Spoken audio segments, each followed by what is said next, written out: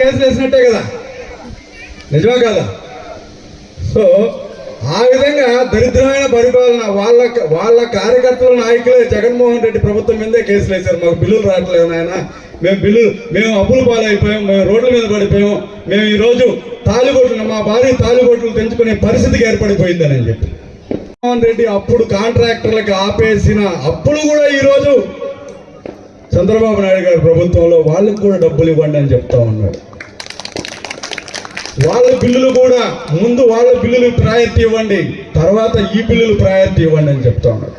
అంటే ఈ రాష్ట్రంలో ఉండే ప్రజలందరూ కూడా నా ప్రజలే, నేనే వాళ్ళందరికీ ముఖ్యమంత్రి, కనీసం లాస్ట్కి జగన్మోహన్ రెడ్డికి కూడా ఆయనే ముఖ్యమంత్రి. ఇది జగన్మోహన్ రెడ్డి గారు గుర్తించాలి.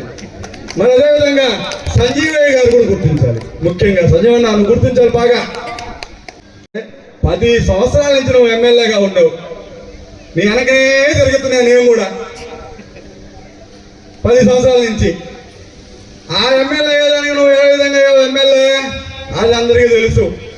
దుక్కి దున్నిందో కూడా నారు పోసిందో నువ్వు గుంటకాడు నాకు మాది వచ్చి పండుగ వచ్చి 2014 ఇది. ఆ రోజు కష్టం చేసింది నెలల సుబ్రహ్మణ్యం గారు. మాలాంటి నాయకులంతా ఆ పార్టీలో తీసుకుని వచ్చేసి జెండా జెండా జెండా జెండా పెంచుకుంటా పోయాడు నియోజకవర్గం మొత్తం. కానీ ఎక్కడ కూడా ఆయన నమ్మక ద్రోహం చేయలేదు పార్టీకి, కానీ ఆయనకు ద్రోహం చేసింది పార్టీ ఇలాంటి గుంటకాడి నక్కలను పెట్టుకొని. అయినా కూడా మమ్మల్ని ఎప్పుడు ఇబ్బంది పెట్టలేదు. ఆయన పార్టీకి ఆయన మనసు బాధ కలిగి ఆయన పక్కకు రావడం జరిగింది. ఆయన పక్కకు వచ్చాడు కాబట్టి నువ్వు 2014లో ఎమ్మెల్యే అయ్యావు. మళ్ళీ అధికార పార్టీ అధికారంలో కూడా ఇంకోసారి ఎమ్మెల్యే అయ్యావు. నేను అడుగుతున్నాను సంజీవయ్య గారు సూటిగా మిమ్మల్ని, మీరు గడప గడప అని తిరిగారు, కనీసం ప్రజలు ఒక పోలైనా ఏపీగలిగేవా? నువ్వు గడప గడప మా ప్రభుత్వం అని ప్రజలు అయ్యా మా ఇంటికి మాకు పోలు లేదయ్యా ఇక్కడ పోలు వేయండి అంటే నేను వెనక తిరిగా.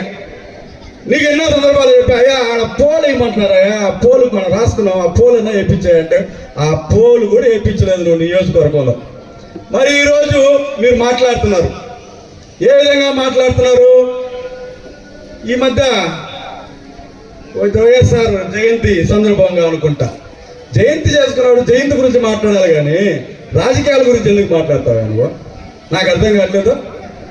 పిల్లకాక లోకేష్ గారా, నువ్వు వచ్చి ఆఫ్రికా కాకి, ఆఫ్రికా నుంచి వచ్చిన కాకి నువ్వు కదా. ముందు నీ పక్కన ఉండే కొంతమంది చిల్లర కాకులు ఉన్నారు, నీ పక్కన కొంతమంది చిల్లర కాకులు ఉన్నారు. ఆ కాకుల గురించి చూసుకో. నిన్ను ఎప్పుడెప్పుడు పరుస్తావని ఆల్రెడీ మొన్న పొడిచారు, మళ్ళీ ఇప్పుడు పరుస్తారు. మరి నువ్వు నెలల విజయశ్రీ గారిని చిలక పలుకులు పలకబాకంటావా? ఏమనింది ఆమె? ఒక మహిళ ఎమ్మెల్యే గురించి తప్పుగా మాట్లాడాడు. అయ్యా నువ్వు కూడా ఇద్దరు ఒక తండ్రివే, ఆ స్థానం ఆలోచించి నువ్వు కూడా దాన్ని ఖండించండి అని చెప్పారు. ఇంకేమో తప్పుగా ఏమైనా మాట్లాడారా? నువ్వేమంటావు మీడియాలో?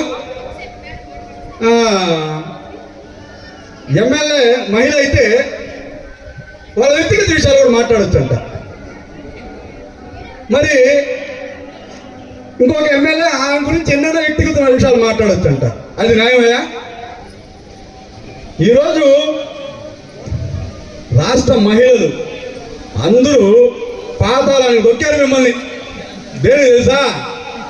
మీరు ఆ తల్లి చంద్రబాబు నాయుడు గారి భార్య, లోకేష్ గారి అమ్మ, ఆంధ్ర రాష్ట్రానికి అందరికీ అమ్మ.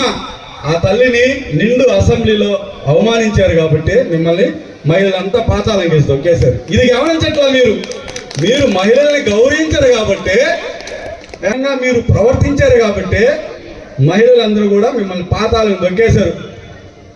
మా అరుంధతి నిన్ను 92,000 దొక్కింది కిందకి, 1,00,000 మెజార్టీ. నీ పక్కన ఉండే భజన పరులంతా కూడా నువ్వు ఎప్పుడు మీటింగ్ పోయినా నీ వెనకంటే 1,00,000 మెజార్టీ 1,00,000 మెజార్టీ 1,00,000 మెజార్టీ 1,00,000 పోయింది కిందకి.